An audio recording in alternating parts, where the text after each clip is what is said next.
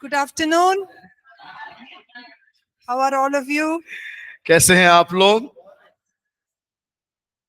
बहुत खुश है. Tell me why. बताइए क्यों खुश हैं? You just want to go home? घर जाना चाहते हैं, बस भागना चाहते हैं. Jacket, because you got a jacket. Okay. All right. Okay. So, quickly, what did we learn yesterday? जल्दी से याद करेंगे कि कल क्या हमने सीखा था. कल के दिन क्या सीखा था. 7वें अध्याय से 10वें अध्याय तक हमने कल खत्म किया था.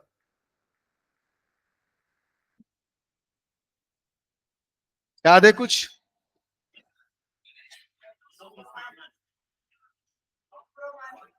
Compromise. Compromise. What compromise? Give forgiveness and take forgiveness. Give forgiveness, take forgiveness. Okay. In what context are we talking about give forgiveness? किस परिस्थिति में हम बोलते हैं कि क्षमा दो और क्षमा लो?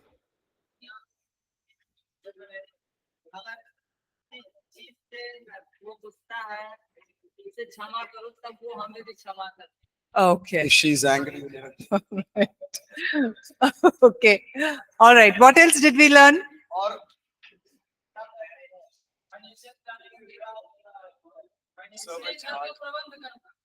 Servant heart. Okay. To be a team, you have to have a servant heart and submission. Okay. And financial. financial planning. Okay. So that is for managing the home. All right. Then budget. Okay. एक दूसरे से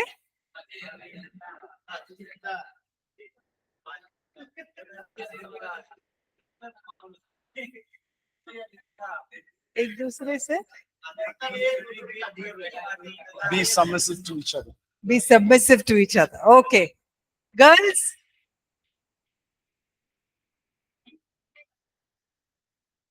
Okay, the tithing. No? Tithing. Okay. 10 All right. 10 भाग. What did you learn about resolving conflicts? लड़ाइयों को, झगड़ों को समाधान लाने के विषय में क्या सीखा था? क्षमा करना, शांति से समझाना. Okay.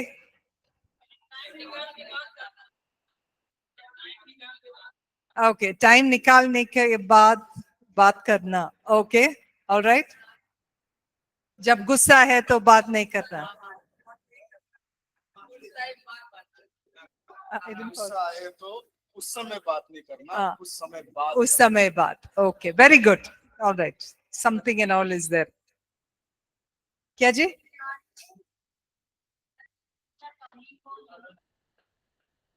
In anger, do not find out others' fault. Faults. Okay, very good. Okay, today we will do, I hope to do chapter 11, 12, 13, 14. If not, we will do 14 till the end tomorrow. It depends if we can finish. और आज जो है 11, 12, 13 और 14 पाठ में से पढ़ेंगे. अगर पाठ 14 को खत्म करने का समय नहीं मिला तो हम कल करेंगे. Okay, so the chapter 11 is how do we overcome problems or challenges that come in marriage. और 11वां पाठ जो है वो है अपने चुनौतियों को कैसे जीते. So challenges or difficulties are normal. और चुनौतियां जो है और हमारे जीवन में वो साधारण है. Who said in the Bible that there will be trouble? किसने वचन में, हमारे परमेश्वर के वचन में लिखा है कि परेशानियां होगा करके लिखा है? God himself. So Jesus said, in this world you will have trouble. और यीशु मसीह कहता है इस दुनिया में जो है परेशानी होगा. John 16:33. But it says, be of good cheer, I have overcome the world. John 3:16. John 16:33. यूहन्ना 16:33 में लिखा है.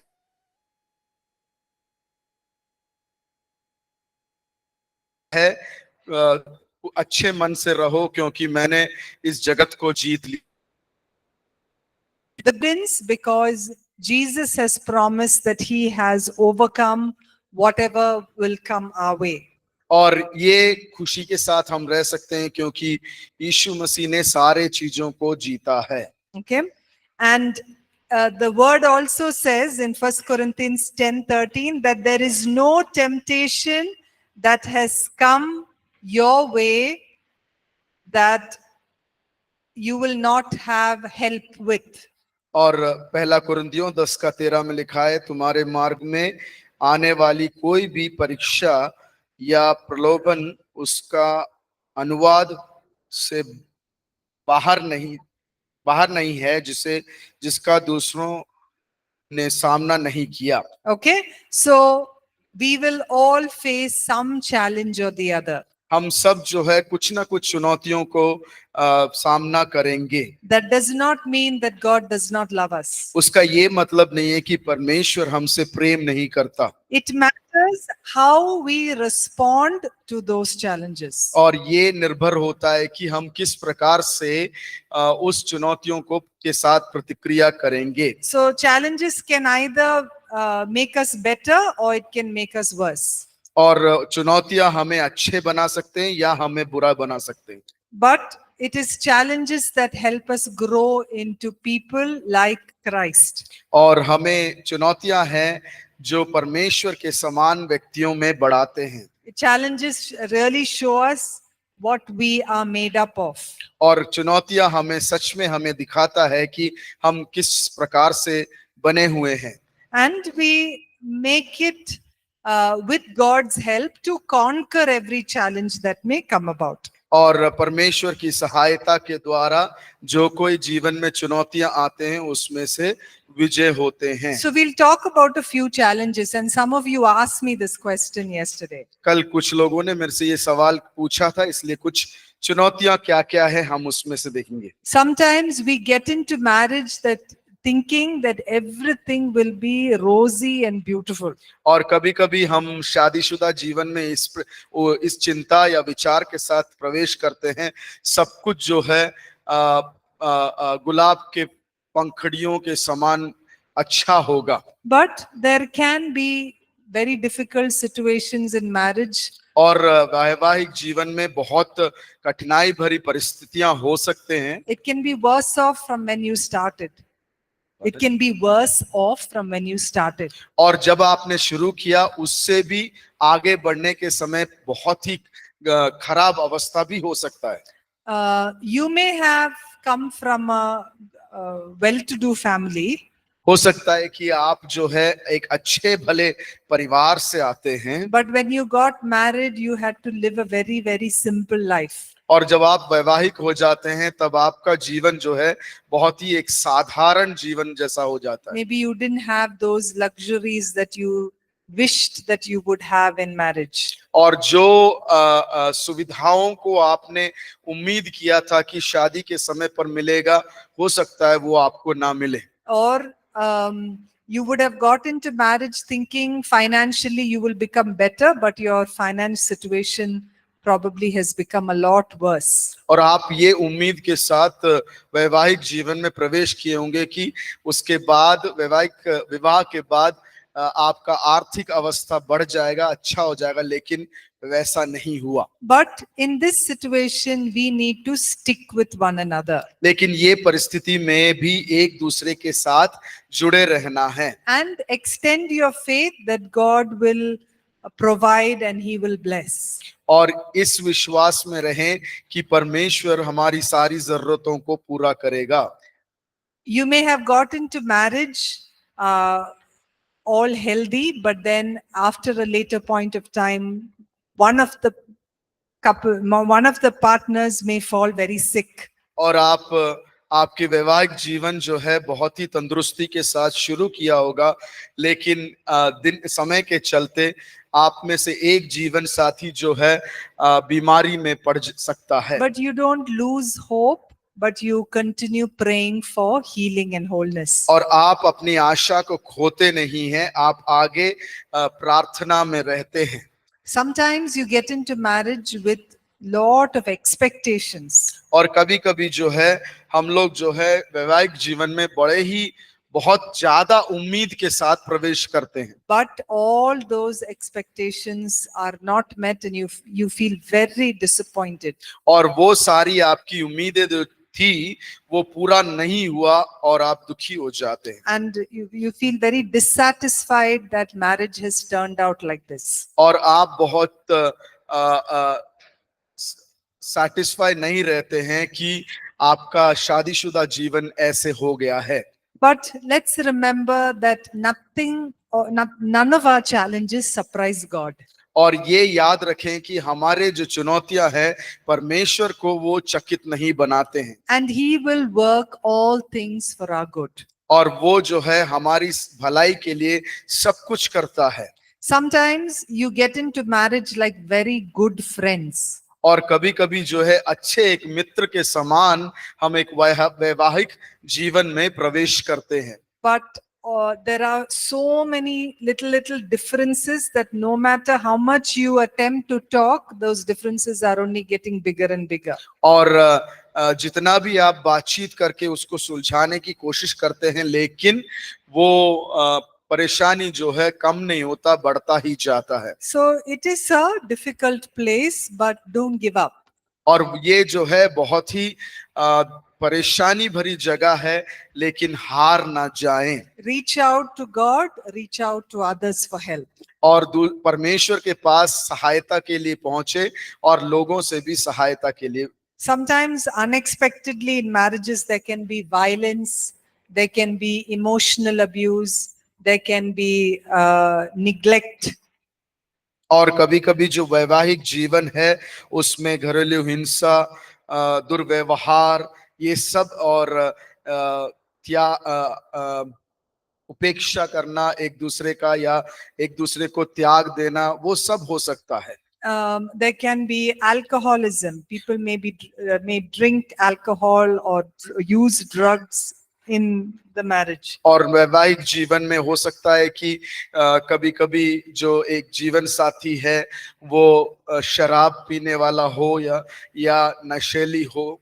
So this is all unhealthy situations. ये सब जो है तंदुरुस्ती के विपरीत वाला एक अवस्था है And you need to get immediate help and support. और आपको तुरंत जो है इस परिस्थिति से बाहर निकलने की सहायता की जरूरत है। Sometimes in marriage there can be one of the spouses that neglect the roles and responsibilities or neglect the family.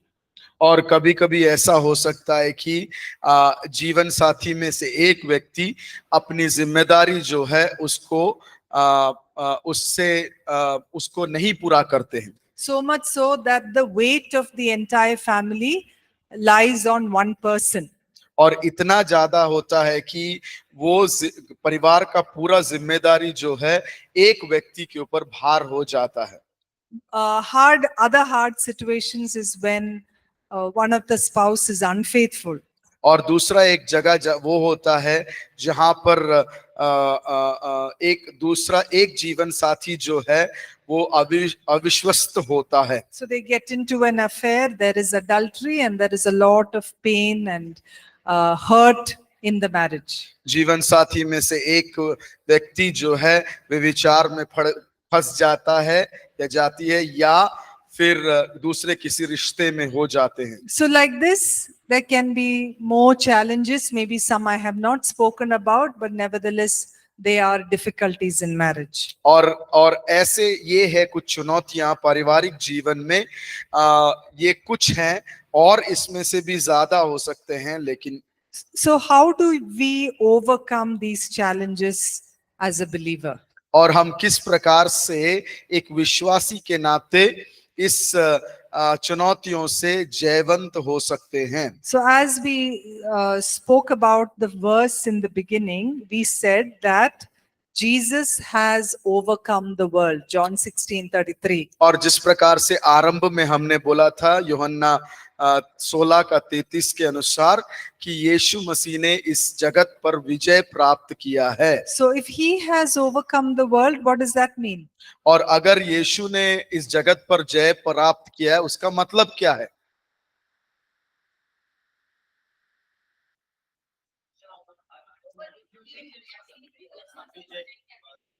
That we have also overcome whatever the issues and problems are.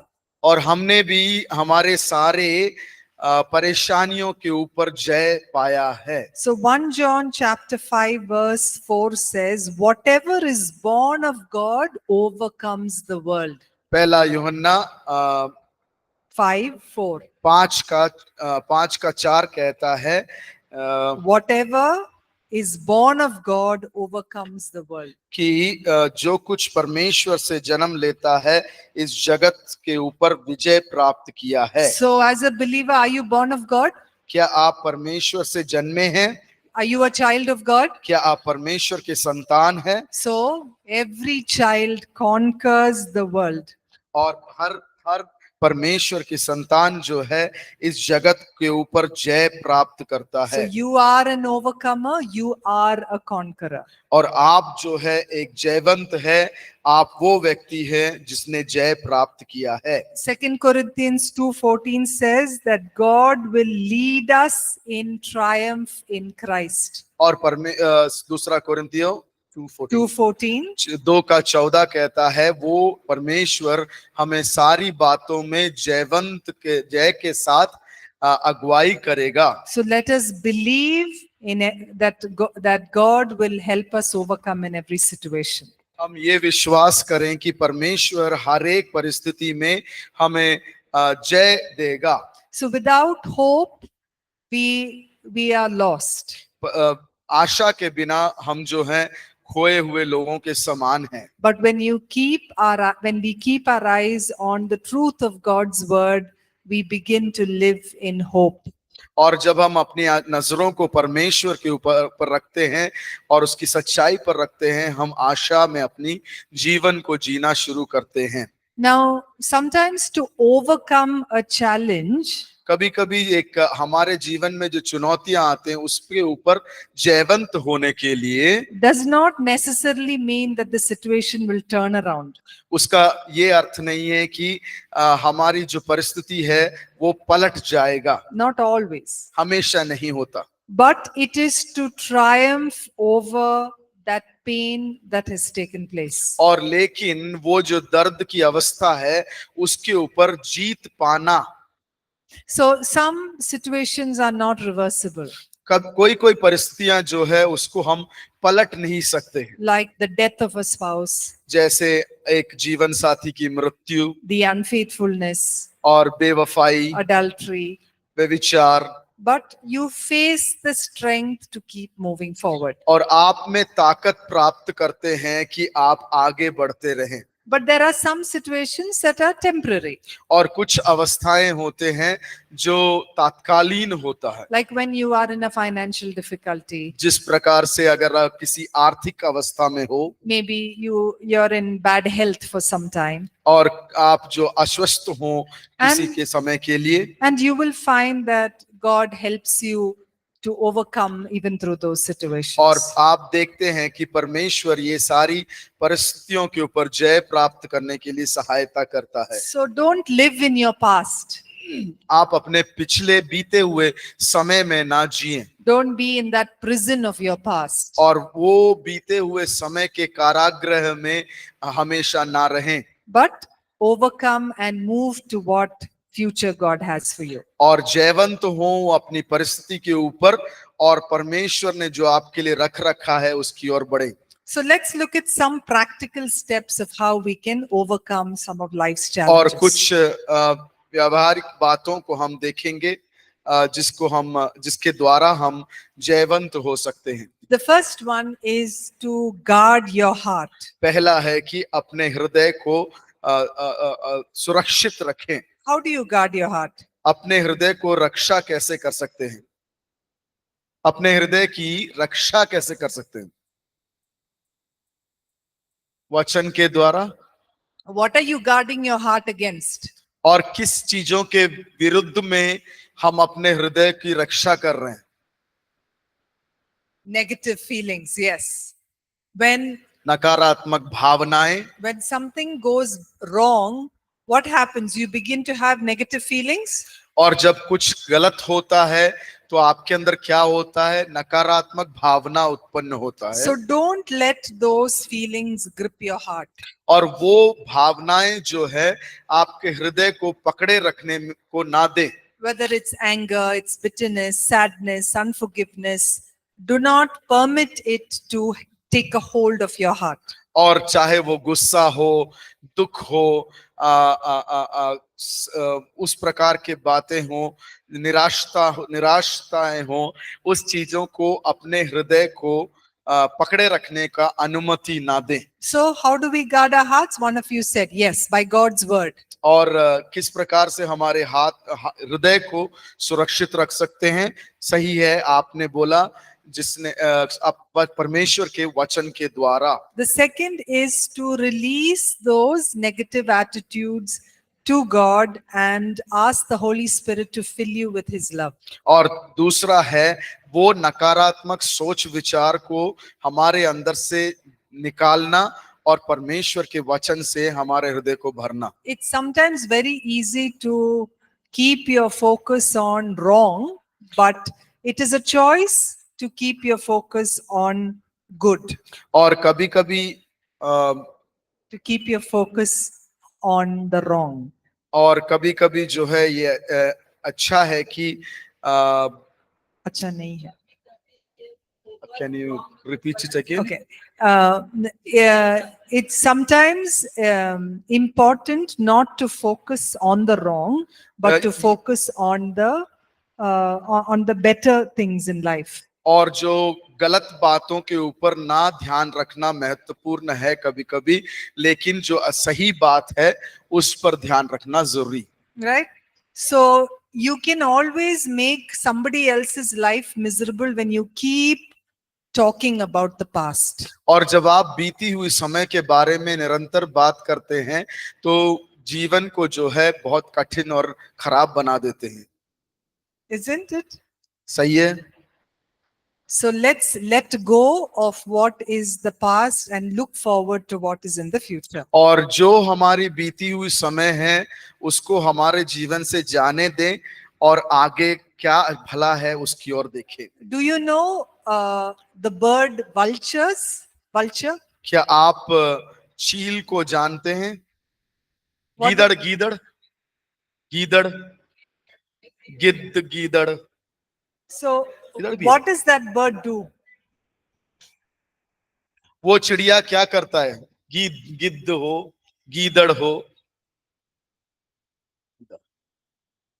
What does that bird do? वो चिड़िया, वो गीदड़ क्या करता है? It feeds on that which is rotten. और वो गीदड़ जो है वो सड़ी हुई चीजों को खाता है। It will never eat anything that is fresh. और वो कभी भी ताजे चीजों को नहीं खाता। So when we have challenges, let's not be like the vulture. और हमारे जीवन में जब चुनौतियां आते हैं हम उस गीदड़ के समान ना हो, But let's be like other birds that feed on something fresh and good. और हम उस चिड़ियों के समान रहें जो ताजे चीजों पर अपना भोजन करते हैं। Okay? ठीक है? Good morning. सुप्रभात। Okay. The second one. दूसरा, How do we overcome life's challenges is to overcome evil with good. और दूसरा अंक जो किस प्रकार से हमारी जीवन के चुनौतियों के ऊपर विजय प्राप्त कर सकते हैं, दूसरा अंक उसमें भलाई के साथ बुराई के ऊपर विजय प्राप्त करना। So Romans chapter 12 verse 19 says, do not take revenge. Romeo की पत्री 12 का 19 कहता है कि एक minute, I will read it ma'am. Next. Do that. उसमें है, मेरे मित्रों बदला ना ले। So who will take revenge? बदला कौन लेता है? God will take revenge and pay back. लिखा है कि परंतु परमेश्वर है जो बदला लेता है। So what are we supposed to do? हमें क्या करना है? To overcome evil with good. ताकि हम बुराई को भलाई के साथ जीत जाएं। Sometimes when you're very hurt, it's easy to take things in your own hands, no? और कभी कभी जब हम बहुत तकलीफ में होते हैं, हमें घात लग जाए, चोट पहुंचता है, तो हम जो है उस बात को हमारे हाथ में हमारे हिसाब से ले लेते हैं। You want to say that cutting word to somebody. और दूसरे को मूर्छित करने वाली बातों को कभी कभी बोलने का इच्छा होता है। But scripture says, step away from revenge and retaliation. और परमेश्वर का वचन कहता है कि बदले के मनोभावना से दूर रहें। So we need to choose to overcome that evil with good. और हमें जो है बुराई को भलाई के साथ जीतना है। So that means we are willing to forgive someone for something they did. और उसका ये मतलब है कि हम इच्छुक हैं कि हम उस व्यक्ति को माफ करें जिसने हमें घात पहुंचाया है। Or to even love someone when it can be very painful.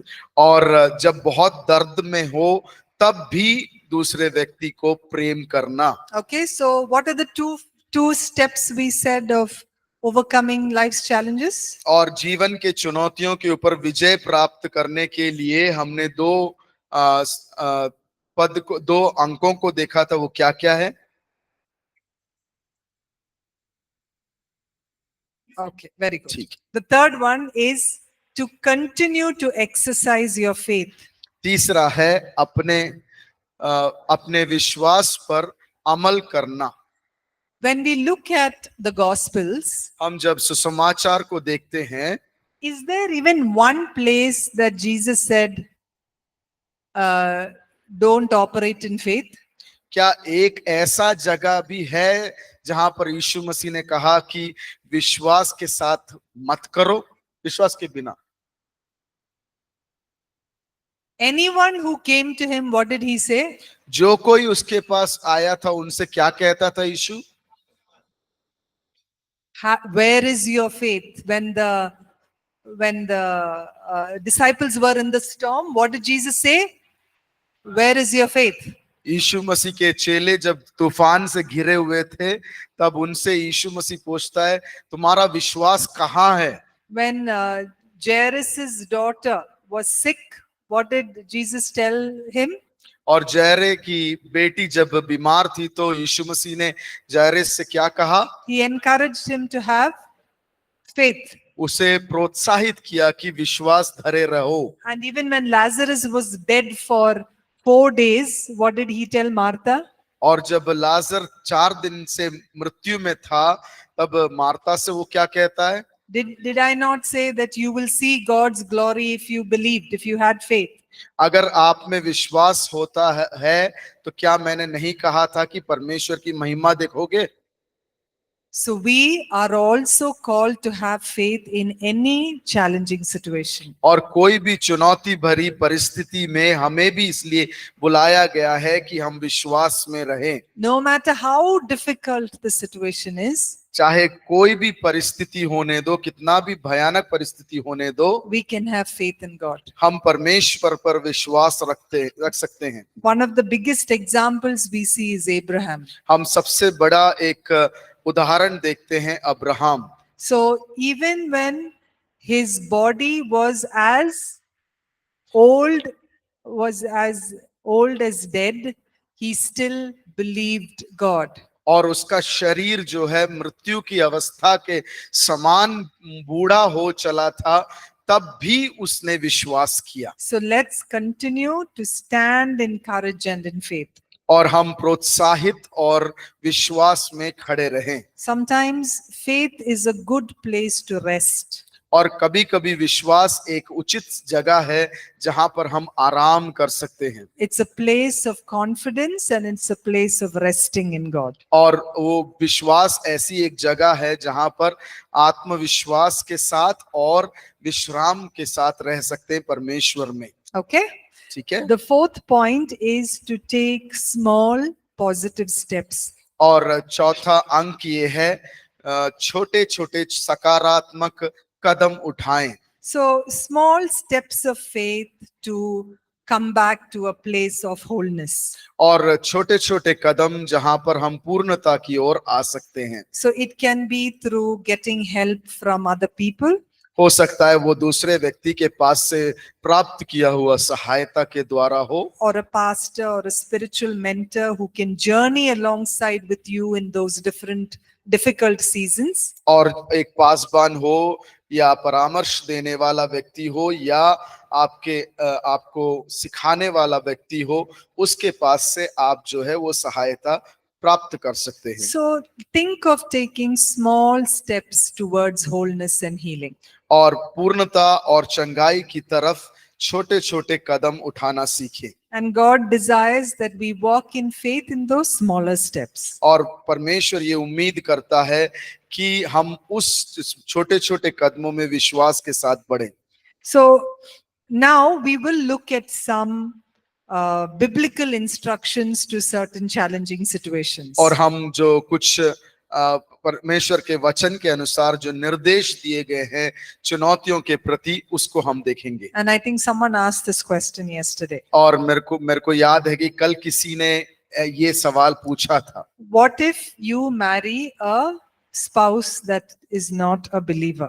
क्या यदि आप एक जीवन साथी को चुनते हैं, जो जीवन साथी के साथ शादी करते हैं जो अविश्वासी हो? So it can be a difficult situation ये एक कठिन परिस्थिति हो सकता है, because of the difference in your faith. क्योंकि आप दोनों के बीच में जो विश्वास है वो अलग है। You may have a difficult time for personal devotion, to worship in church.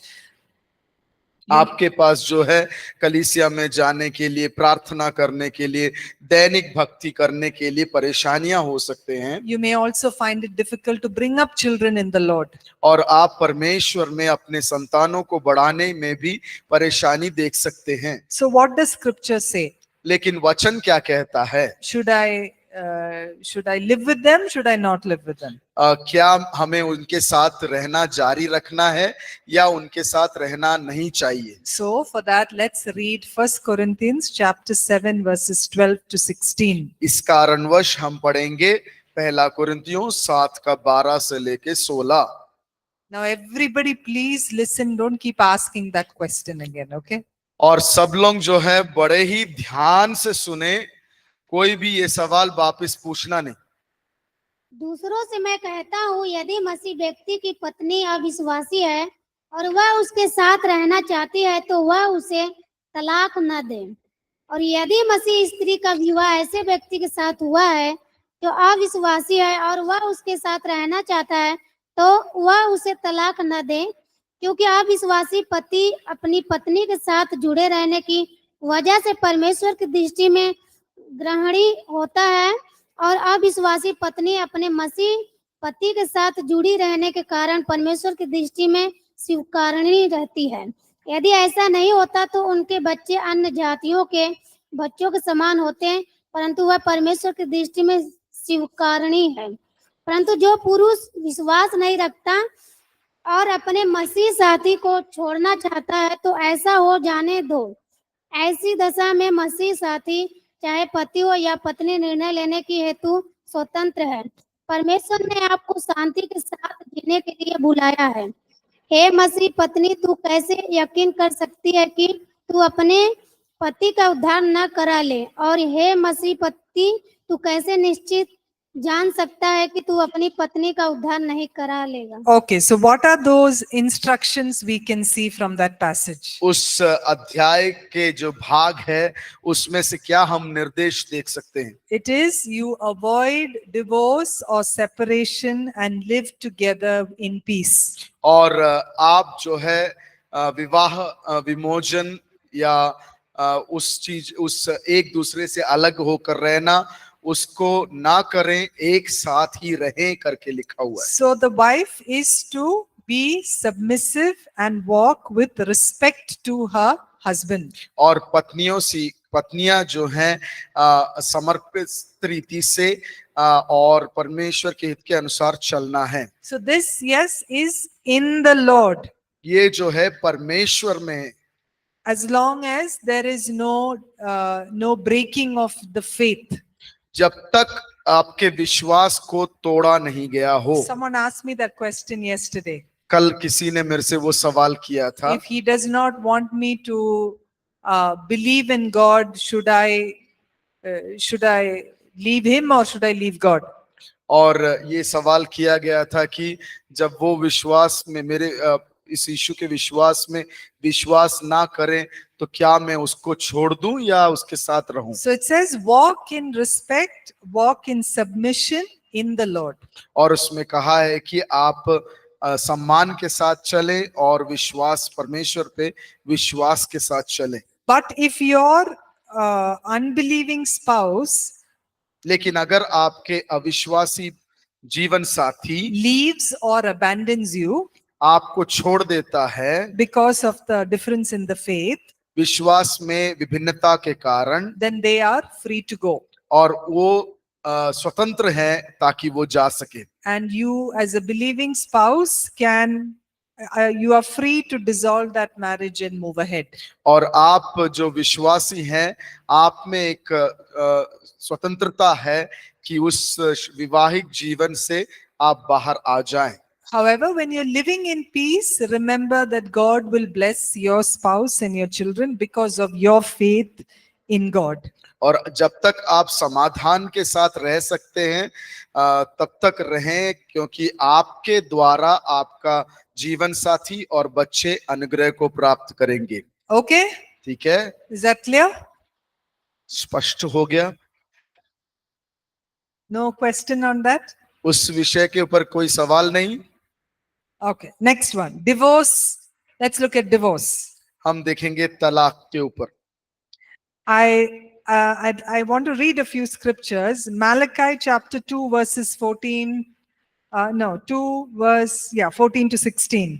Malachi 2 का 14 से लेकर 16 तक। आप पूछते हैं कि वह उन्हें क्यों स्वीकार नहीं करता, क्योंकि वह जानता है कि जिस पत्नी के साथ तूने अपनी जवानी में विवाह किया था, उसके साथ की हुई प्रतिज्ञा तूने तोड़ दी।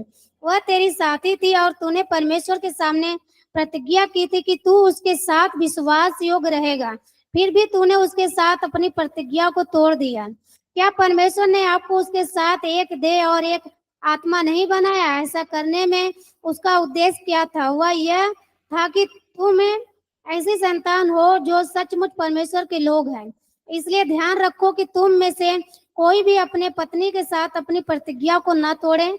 इज़राइल का परमेश्वर यहोवा यो कहता है कि मैं तलाक से घृणा करता हूँ। जब तुम में से कोई अपनी पत्नी के साथ ऐसी दुष्टता करता है तो मुझे घृणा आती है। चौकस रहो कि तुम अपनी पत्नी के साथ विश्वास योग्य रहने की वाचा न तोड़ो। So it is true that it is not God's heart. Divorce is not in God's heart. ये सच्चाई है कि परमेश्वर का हृदय नहीं है कि विवाह मोचन हो। So we should live out of that understanding. और उस समझ के साथ हमें जीना है। But what happens when there is conflict in the marriage? और परिवार में वैवाहिक जीवन में झगड़ा होता है तो तब क्या? We must refuse to think of divorce as the first option. और पहला जो भाग है वो हम तलाक करके, इसका जो समाधान है वो तलाक है करके नहीं सोचना है। If need be, you can separate for a period of time to work out those problems and situations. अगर जरूरत है तो कुछ समय के लिए एक दूसरे से अलग रह सकते हैं ताकि उस परेशानी में से एक हल निकाल सको। But there are two valid reasons for divorce. और दो कारण हो सकते हैं जिसके द्वारा विवाह से मोचन प्राप्त किया जा We'll सकता है। read two verses. Matthew chapter 19, verse 9. मत्ती रचित सुसमाचार 19 का 9. 19 का 9। मैं तुमसे कहता हूँ कि जो कोई विश्वासघात को छोड़ और किसी कारण से अपनी पत्नी से तलाक लेकर किसी और स्त्री से विवाह करता है वह व्यभिचार करता है। Okay, so one of the reason is adultery. एक कारण जिसके कारण आप तलाक में आ सकते हैं वो है व्यभिचार। And 1 Corinthians chapter 7, verse 15. पहला कुरिन्थियों 7 का 15। परंतु जो पुरुष विश्वास नहीं रखता है और अपने मसीह साथी को छोड़ना चाहता है तो ऐसा हो जाने दो। ऐसी दशा में मसीह साथी चाहे पति हो या पत्नी काम करने हेतु स्वतंत्र है। परमेश्वर ने आपको शांति के साथ जीने के लिए बुलाया है। So what is the second reason? दूसरा कारण क्या है? Abandonment. मतलब तिरस्कार करना। Okay, now even if there is adultery or abandonment, we must encourage that we make every attempt to reconcile the relationship. अगर वहां पे व्यभिचार की अवस्था हो या तिरस्कार की अवस्था हो, हमें ये कोशिश करना चाहिए कि वहां पर एक समाधान आ जाए। Only after a very good attempt has been made, should there be a free will for the couple to exercise a different choice. और सही तरीके से एक समाधान के लिए एक कोशिश के बाद ही अगर वहां पर वो कोशिश सफल नहीं होता तभी ये अलग होना चाहिए। So sometimes there may be one person who wants to work the marriage, but the other may opt for a divorce. और कभी-कभी एक व्यक्ति को, जीवन साथी को इस शादी के परिस्थितियों को ठीक करने का मन है, लेकिन दूसरा जीवन साथी को इसमें से जो है तलाक की जरूरत इच्छा होती है। So we know that that may not be the best choice, but however we give them the permission to choose and make a decision. और हम जानते हैं कि वो उचित निर्णय नहीं है, फिर भी हम उनको अनुमति दे देते हैं कि ये कार्य हो जाए। Okay? ठीक है। Now, I have another thing to also share. एक दूसरी बात और है जो मैं आपके साथ बांटना चाहती हूँ। Someone going through a divorce, it can be extremely painful for them. और कुछ लोग जो तलाक की अवस्था में से गुजर रहे हैं, उनके लिए ये अवस्था जो है बहुत दर्दनाक होगा। And we should be compassionate and loving to people going through a phase like that. और हम उस जैसे व्यक्तियों के प्रति हमारे में सहानुभूति होना चाहिए। We don't have to blame, we don't have to get upset, but we can be gracious and loving towards people who go through a divorce. और उनके ऊपर दोष लगाना या उनके ऊपर निंदा करना नहीं चाहिए, लेकिन उनके प्रति एक सद्भावना होना, एक सहानुभूति होना चाहिए। If God is the one who works redemption in their lives, who are we to stop it? अगर परमेश्वर है जो उनके जीवन में एक छुटकारे का काम करता है, तो हम कौन हैं उनके ऊपर न्याय करने वाले। And if at any point of time, if God opens a door for them to get remarried, we should graciously bless them into it. और अगर कभी भी परमेश्वर उनको पुनः विवाह करने का एक दरवाजा खोल के देता है, तो हमें जो है करुणामय हृदय से उनकी सहायता करना है। ठीक है। Answered the question on divorce? तलाक के विषय का जो सवाल है उसका जवाब मिल गया। Don't like my answer? मेरे जवाब को पसंद नहीं किया गया है। Yes, Karan.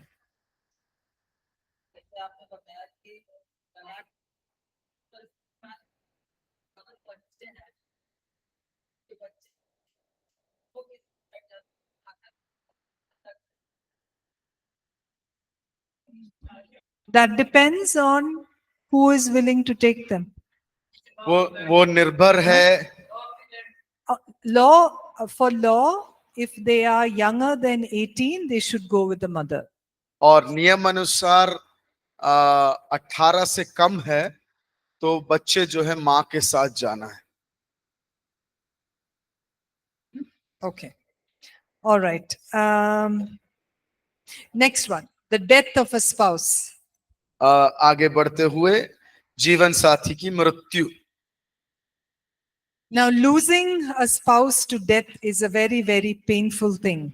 जीवन साथी को मृत्यु के द्वारा खोना बहुत ही दर्दनाक अवस्था है। But we see many verses in scripture where the Lord is the one who defends the widows. और हम देखते हैं कई परमेश्वर के वचन में से पद हैं जहां पर जो विधवों का रक्षक परमेश्वर होता है। He is the one who relieves the fatherless and the widow.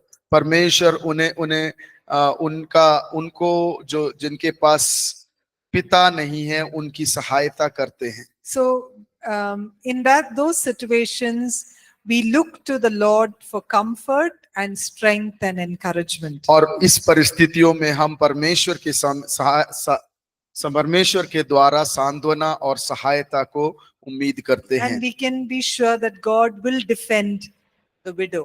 और हम ये आश्वस्त रह सकते हैं कि विधवों को परमेश्वर जो है न्याय करेगा।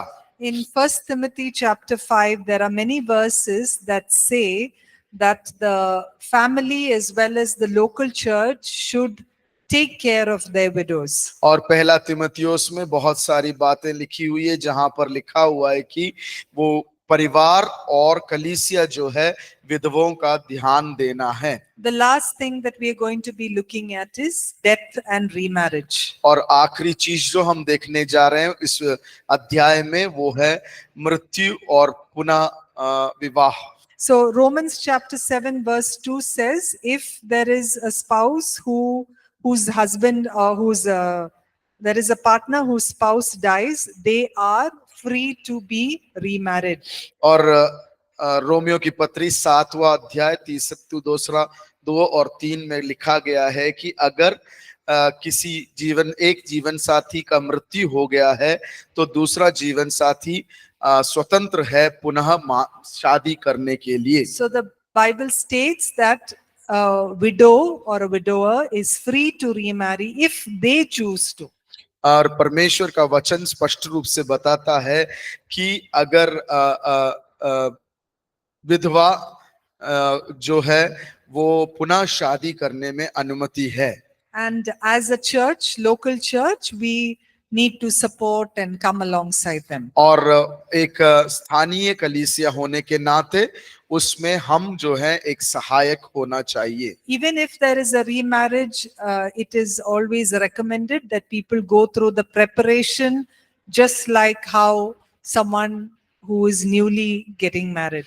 अगर पुनः विवाह हो रहा है तब भी वो व्यक्ति जो है उस विवाह के तैयारी से गुजरना है जिस प्रकार से एक व्यक्ति पहली बार विवाह के जीवन में प्रवेश करने के वक्त तैयारी करता है। Full stop. पूर्ण विराम। Okay, any questions? कोई सवाल?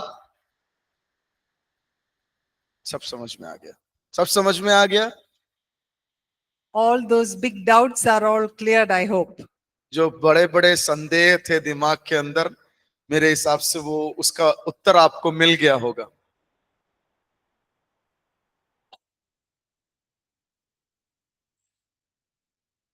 Yes. माइक ले लीजिए थोड़ा सा प्लीज। माइक किसके पास है?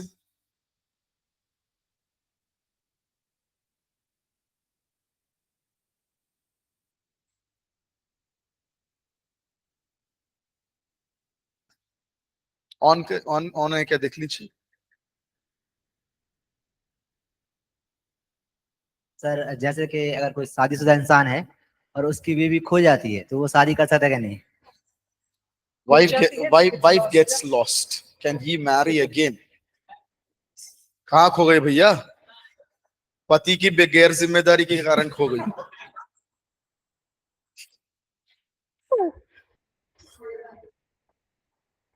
Sorry.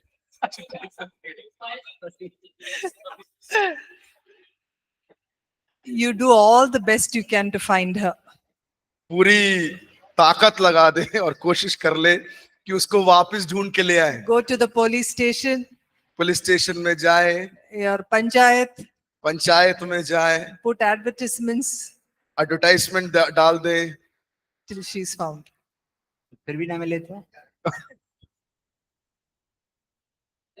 You have not hidden her somewhere, no? आपने कहीं उसको छुपा के तो नहीं रखा ना?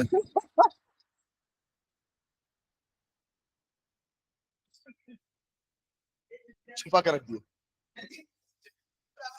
अच्छा। Still, if you don't find, what to do? That's after all these trials, Have faith. विश्वास रखें कि मिल जाएगी। शादी के? So you keep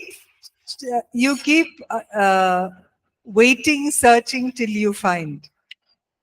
कोशिश करिए, ढूंढिए ताकि वो मिल जाए और इंतजार करें जब तक वो मिल जाएगी।